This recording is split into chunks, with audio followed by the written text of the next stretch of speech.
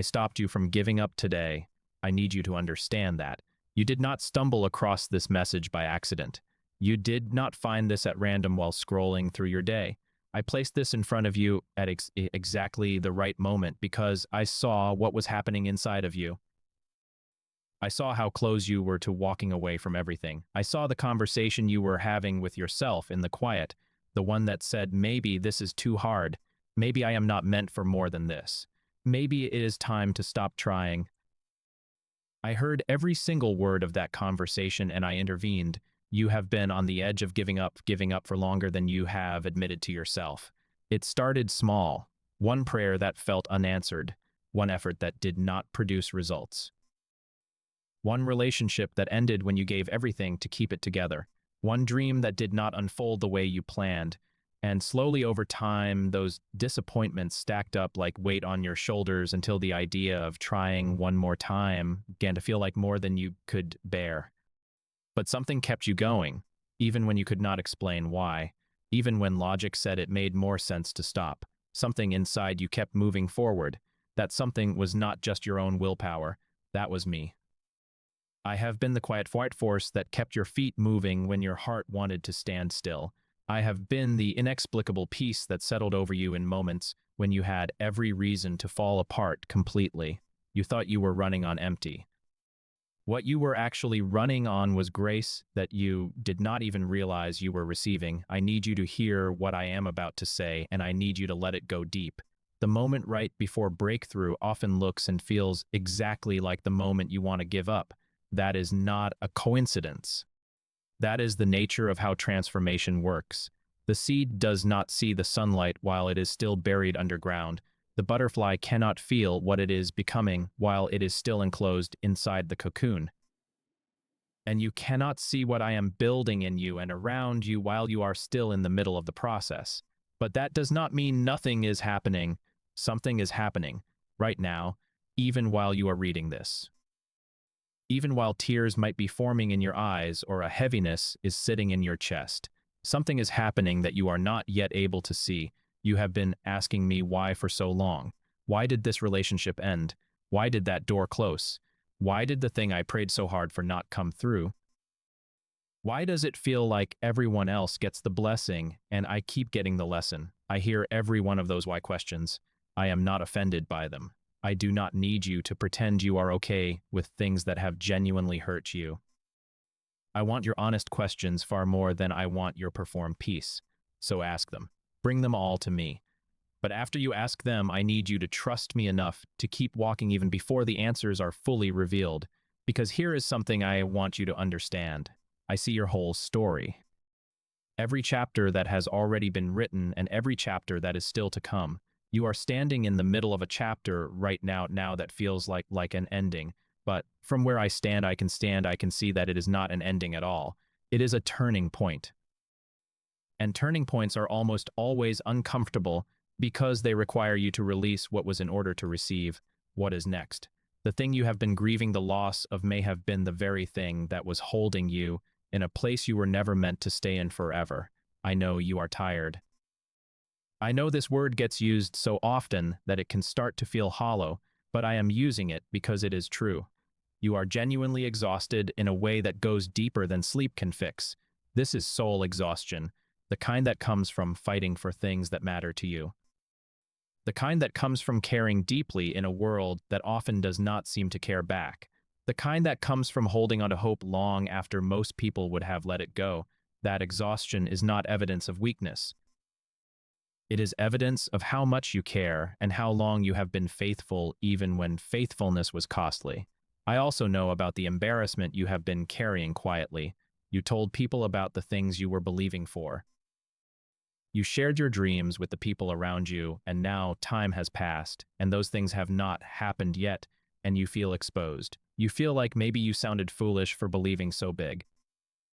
You feel like maybe the people who smiled politely when you shared those dreams are now thinking they told you so in the back of their minds. That quiet humiliation has been one of the hardest parts to carry because you have not even been able to talk about it openly. You have just been sitting with it alone. Bring that to me. That embarrassment does not have to stay in your chest. I am not embarrassed on your behalf. I am not reconsidering my plans for you because the timeline has taken longer than either of us initially revealed to you. My word over your life does not have an expiration date. Dreams that are from me do not die simply because they have not been born yet. A pregnancy that takes longer than expected is still carrying life. What is inside you is still alive. I need you to stop measuring the value of your faith by whether or not the outcome has arrived on your preferred schedule. Faith was never meant to be comfortable. Faith is moving forward before you can see the ground beneath your feet. Faith is trusting that the bridge is there even when the fog is too thick to see it. Faith is saying, I do not understand everything that is happening right now, but I know who holds the outcome, and I am going to keep walking. You have been doing that, even when you did not feel like you were. Even when it felt more like stumbling than walking, you have been doing it, and I have seen every step. I want to talk to you about the version of yourself that you grieve sometimes, the version you thought you would be by now. The younger version who had big plans and an unshaken certainty that things would fall into place. You look at that version of yourself sometimes and feel a kind of sadness that is hard to name, a grief over a potential that feels like it was not fully reached, a mourning over the time that passed while you were figuring things out. I want to say something to you about that younger version of yourself. They did not know what you know now.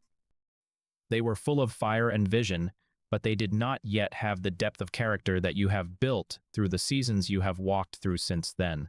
The version of you that exists today is more capable of carrying what I am bringing than the younger version ever was. Do not mourn the person you used to be. Honor them by becoming who you are still in the process of becoming. I know the loneliness of your journey has been one of the most difficult parts. The path I have you on right now feels isolated in ways that are hard to explain to people who have not walked it. Not everyone around you understands the season you are in. Not everyone can see what you are moving toward or why you are making the choices you are making. And that lack of understanding has sometimes led to people questioning you or doubting you, or simply not being able to offer the support you needed. I see the loneliness of being on a path that not everyone around you can see clearly. I want to be the one who sees it with you. I want to be the companion on this road who does not need you to explain yourself because I already know exactly where we are going. There are people waiting on the other side of your breakthrough who need what only your story can give them. Let me say that again, because I need you to feel the weight of it. There are real human beings whose lives will be changed by what you are carrying right now. Your pain is not purposeless. Your waiting is not pointless. Your struggle is not a detour from your purpose. Your struggle is part of your purpose. The very things you have walked through are being crafted into something that will reach people who could not be reached any other way. You cannot skip this chapter and expect to carry the same authority in the next one. The depth you are gaining right now is exactly what will make what comes next matter so profoundly. I want to address the fear that has become your constant companion. You have lived with anxiety for so long that you have forgotten what it feels like to simply exist without it. It follows you into the morning before you have even gotten out of bed. It follows you into rooms full of people. It follows you into moments that should feel peaceful and whispers that something is about to go wrong. I did not give you that spirit. What I gave you was not a spirit of fear. What you were designed for was power and love and a sound mind. That is your original design. Fear came in through pain and disappointment and betrayal, and it has overstayed its welcome. I am working to evict it, but the eviction requires your cooperation. Every time you bring that fear to me, instead of feeding it by entertaining it alone, you participate in your own freedom. I want to address the grief you carry over certain relationships that ended before you were ready for them to end, a friendship that quietly dissolved, a family member you have grown distant from without ever having one clear conversation about why, a romantic relationship that you poured your whole self into and that ended in a way that still does not fully make sense to you. That grief is valid. It does not need to be minimized or rushed through. Grief over real connection is real grief. Let yourself feel it without judgment. And when you are ready, let me begin to show you that the capacity for deep connection that those relationships revealed in you is not something that was wasted with those people. That capacity is still in you waiting to find and the connections that will honor it properly. I want to address the bitterness that you are fighting to keep out of your heart. You are trying so hard not to become bitter. You are aware of the pull toward it. You have seen what bitterness does to people and you have made a decision that you do not want to go there. I want to honor that decision. Fighting bitterness when you have legitimate reasons to feel it takes immense strength. Keep fighting it. Not for the sake of the people who hurt you, but for the sake of your own future. Bitterness is not a wall that keeps pain out. It is a prison that keeps you in. You deserve to be free.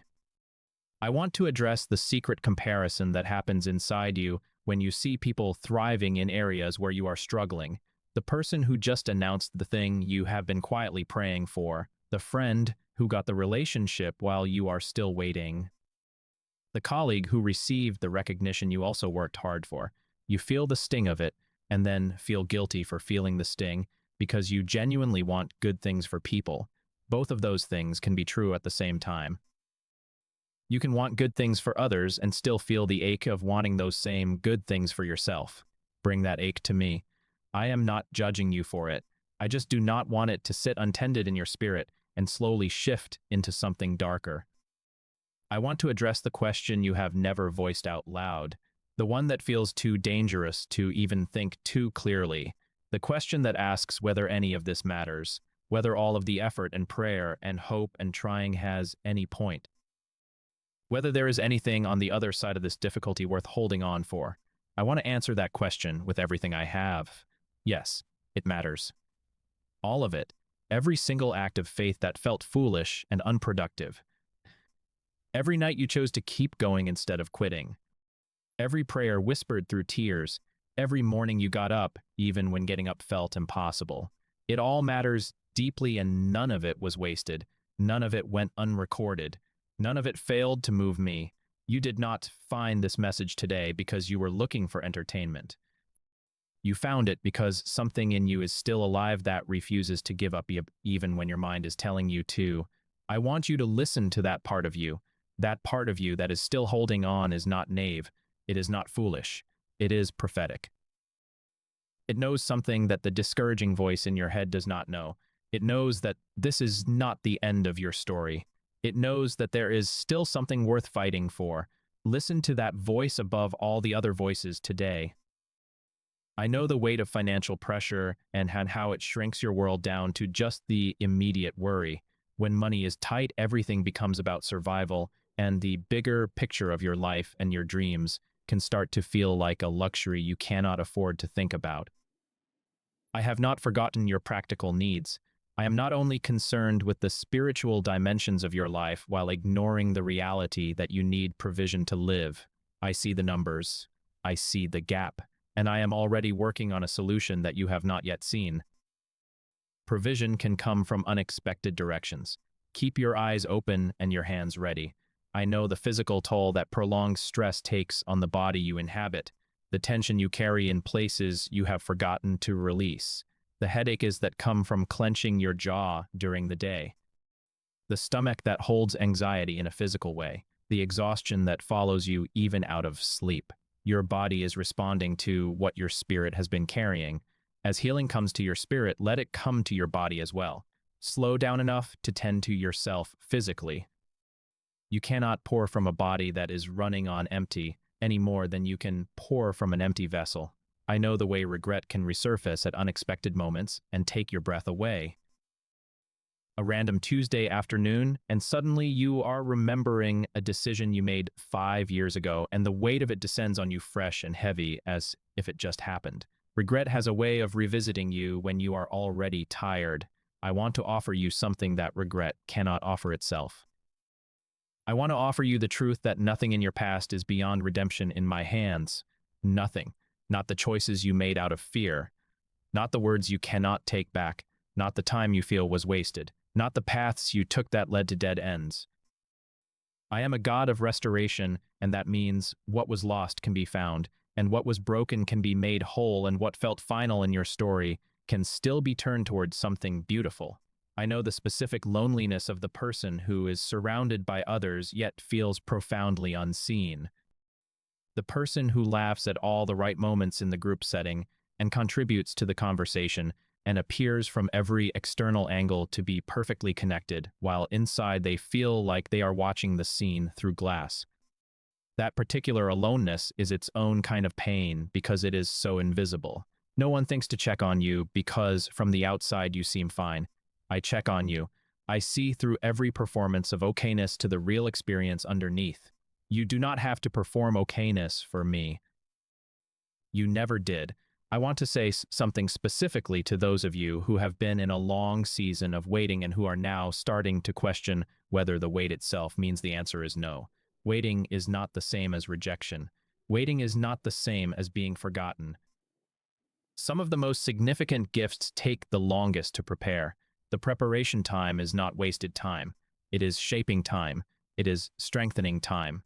It is the time in which the foundation is being built that will allow what is coming to last rather than collapse under its own weight. Fast things built on weak foundations do not survive what slow things built on strong ones can endure. Trust the preparation even when you cannot see it. I want to say something to those of you who are in the middle of what feels like a wilderness season. A season where the familiar landmarks are gone, where the map you were using no longer seems to match the terrain, where you feel disoriented and unsure of which direction is forward. Wilderness seasons are not punishment. They are almost always orientation seasons. They are the seasons where I strip away the noise of what everyone else says you should be doing and what cultural expectations say you should have achieved and what your own inner critic says you are not enough of, and I get to show you what actually matters. The wilderness is where identity is solidified. It is where you find out what you actually believe when no one is watching and when the props of comfort and certainty have been removed. I want to say something to those of you who are fighting for your marriages or your families in ways that are costing you more than anyone knows. The investment you are making in those relationships, even when the return feels minimal or non-existent right now, is not lost on me. Relationships that endure are built in exactly the seasons where endurance is most costly. Keep showing up. Keep choosing love as an action, even when it does not feel like an emotion. The seeds you are planting in those relationships will bear fruit. I want to say something to those of you who left something behind to pursue what you felt was calling you and now are wondering if you made a mistake, because the calling has not produced visible fruit yet. Obedience is not always immediately validated by results. Some of the most significant acts of obedience in history looked like foolishness for a long time before they became the very thing people pointed to as a turning point. Do not measure the rightness of your obedience by how quickly or loudly it is validated. Measure it by whether you were responding to the voice you know in your deepest place was mine. I want to say something to those of you who are exhausted from pretending to have more faith than you actually feel right now. You sit in conversations where people talk about trusting the process and believing for good things, and you nod along, but inside you feel miles from that kind of certainty and you wonder what is wrong with you. Nothing is wrong with you. Faith is not a feeling. Faith is not a sustained emotional high. Faith is a posture of the will that says, I do not know how this works out, but I am staying in this direction. You can be exhausted and afraid and confused and still be exercising faith by continuing to move. Your trembling steps count just as much as confident ones. I want to say something to those of you who have prayed with everything in you for someone you love deeply who is suffering and you have not seen the answer you have been aching for. That particular kind of prayer is one of the most costly things a person can give. Interceding for someone you love when you are powerless to fix what they are going through yourself takes a kind of love that I honor deeply. Do not give up praying for them. Do not stop interceding even when it feels like your prayers are going nowhere. I hear them, every single one. I love the person you are interceding for with a love that exceeds even your love for them, and I am at work in ways you cannot see from your vantage point. I want to say something to those of you who feel spiritually dry right now, who pray and feel nothing, who read and the words seem flat and lifeless, who show up to worship and feel like you are going through the motions.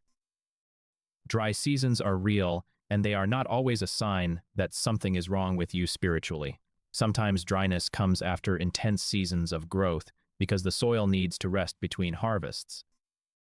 Sometimes dryness comes to expose what is actually driving you so that shallow motivations can be identified and deeper roots can be developed. Do not run from the dryness. Sit in it honestly and let it do its work. What comes after desert seasons is often the most fruitful period of a person's life. I want to say something to those of you who have been silent about your pain for far too long, who have carried something for so long that the weight of it has become normalized even though it is slowly crushing you.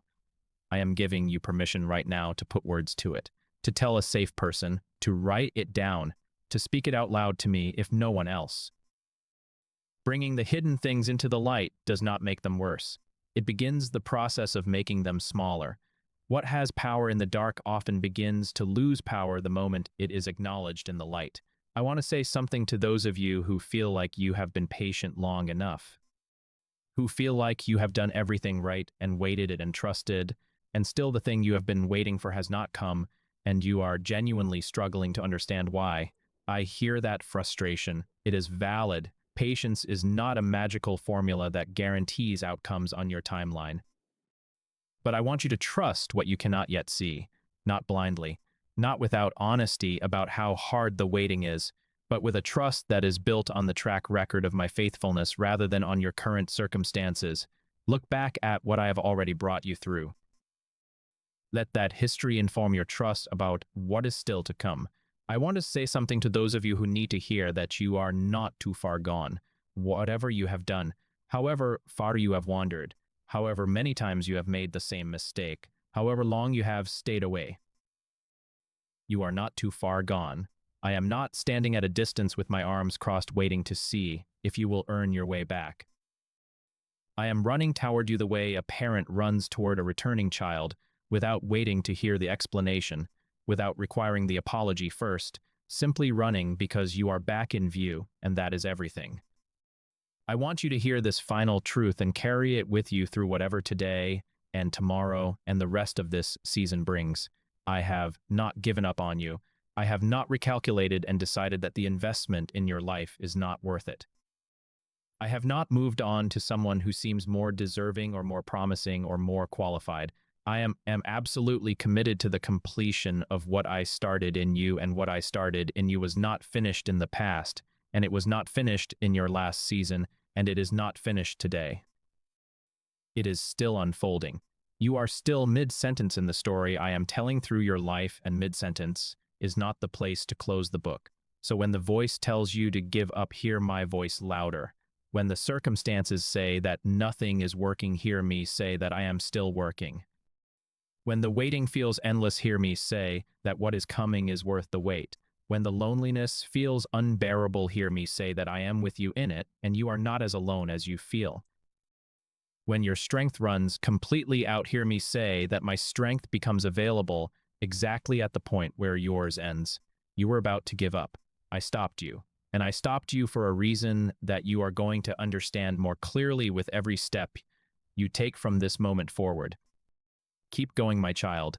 What is waiting for you on the other side of this is worth every difficult step of the journey you are walking through right now. I promise you that. And I have never broken a promise yet. Do not give up today. Do not give up tomorrow. Do not give up in the quiet of the night when the doubts are loudest. Come to me in those moments. Bring me the pieces of your courage that feel spent, and I will restore them. Bring me the fragments of your hope that feel shattered, and I will make them whole again.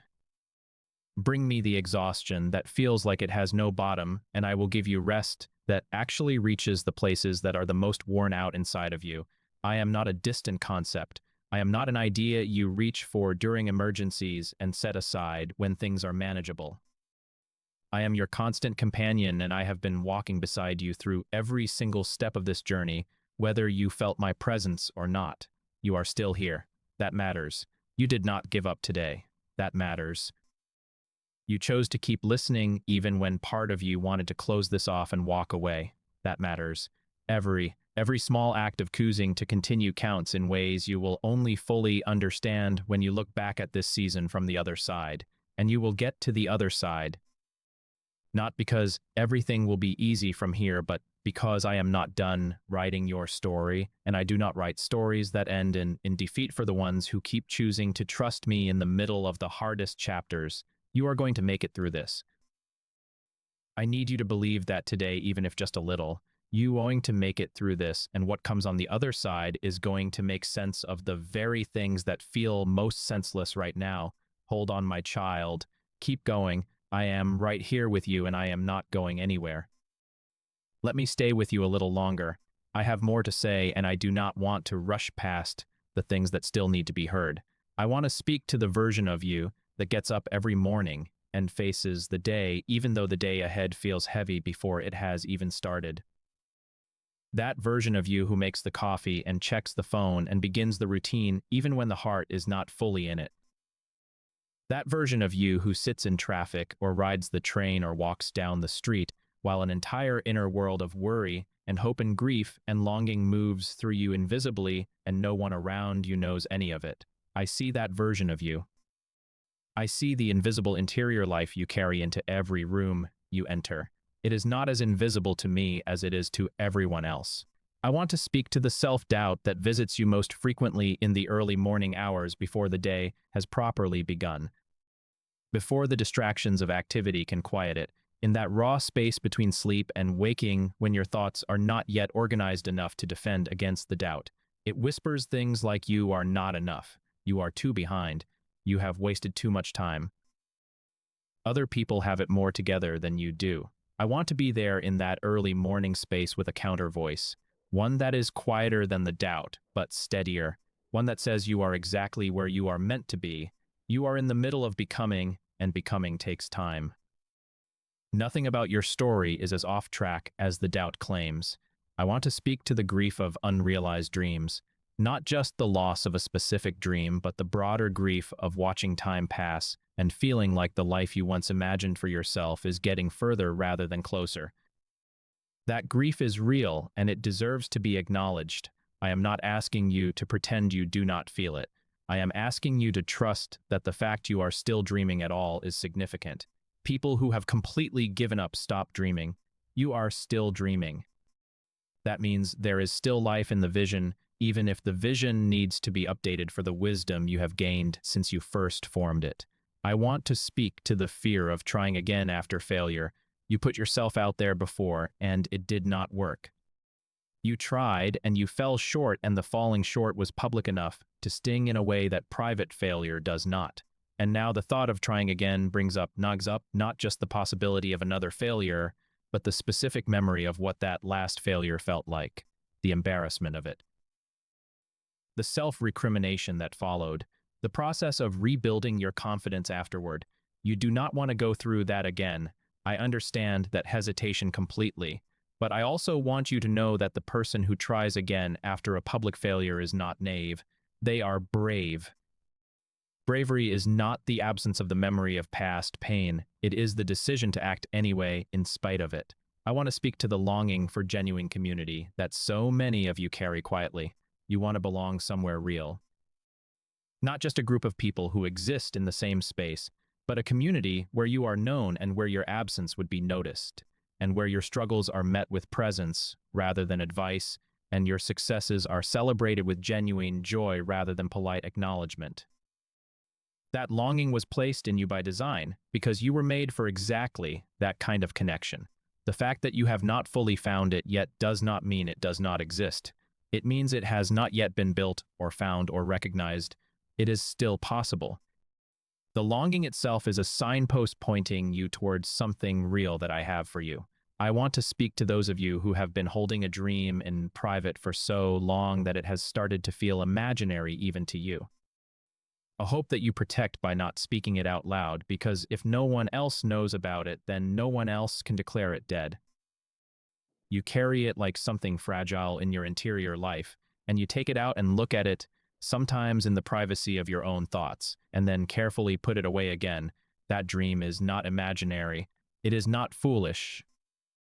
The very fact that it has survived this long in you through disappointment and delay and discouragement suggests that it is rooted in something deep and persistent. Dreams that die easily were never truly yours.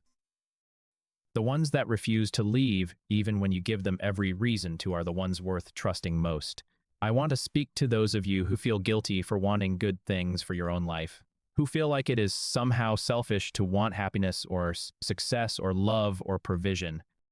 You have been taught either directly or indirectly that wanting things for yourself is a character flaw, and so you have learned to minimize your desires and speak about your own needs apologetically, if at all. I want to reframe that completely.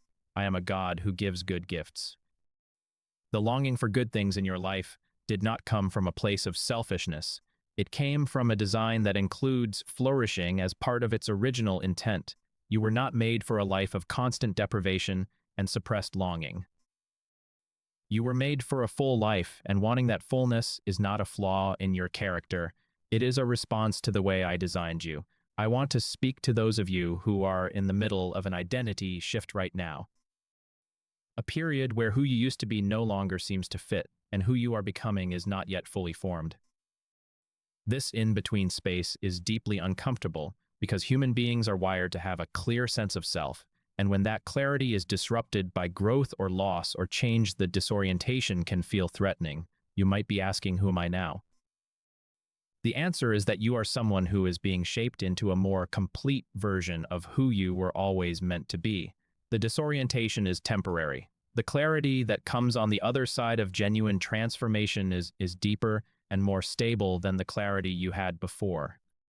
I want to speak to those of you who are carrying the weight of being a first generation in something, the first in your family to pursue a particular path, the first to break a generational pattern that everyone around you accepted as normal, the first to choose a different direction even when no one in your circle understood the choice. That pioneering cost you something real. There was no map to follow and no one to validate your experience from the inside, and the loneliness of blazing that trail was not something that was adequately acknowledged by the people around you. I acknowledge it now. What you have broken off of your own life and off the lives that will come after you is profound. Do not minimize the significance of being willing to be first. I want to speak to those of you who have been through a season so dark that you are not sure how you made it through. Looking back on it now, it is almost blurry in the way that extreme pain often becomes blurry with time. You are not entirely sure how you functioned during that period. You are not entirely sure what kept you going. I want to clear up that mystery for you. I kept you going. In the moments when you thought you were running entirely on survival instinct, what you were actually running on was a grace that was sustaining you below the level of your conscious awareness. I was there in every moment of that dark season, even when you could not feel me. I will be there in every hard season that still lies ahead. You will never face a darkness that I am not present in with you. I want to speak to those of you who are afraid of being happy, who have learned through experience that good things tend to be followed by their removal, who brace themselves even in good moments because the anticipation of loss has become a reflex. The technical term for this is almost irrelevant. What matters is that you know I see this pattern in you and I am not frustrated by it. It developed as a way of protecting yourself from pain, and it served a function even if it now limits your ability to receive joy. Healing this does not happen overnight, but it begins with the willingness to name it and bring it to me. You are allowed to receive good things without immediately bracing for their loss. I am working to establish something stable enough in your life that the bracing slowly becomes unnecessary. I want to speak to those of you who have poured so much energy into being seen and appreciated by a specific person in your life, and that appreciation has never adequately come. A parent who withheld approval, a partner who never seemed satisfied, a colleague or community who never quite recognized what you contributed. The wound of being chronically unseen by someone whose opinion matters to you runs deep, and it tends to create a hunger that you carry into every other relationship, looking to have it finally filled. I want to be honest with you about something. No human being can fill that wound completely. Not because people are not capable of offering real love and genuine affirmation, but because the wound itself is one that goes to a level that only I can reach. Let me reach it. Let me be the source of the affirmation you have been seeking so that when human love comes, it can add to what is already whole rather than trying to complete what is empty.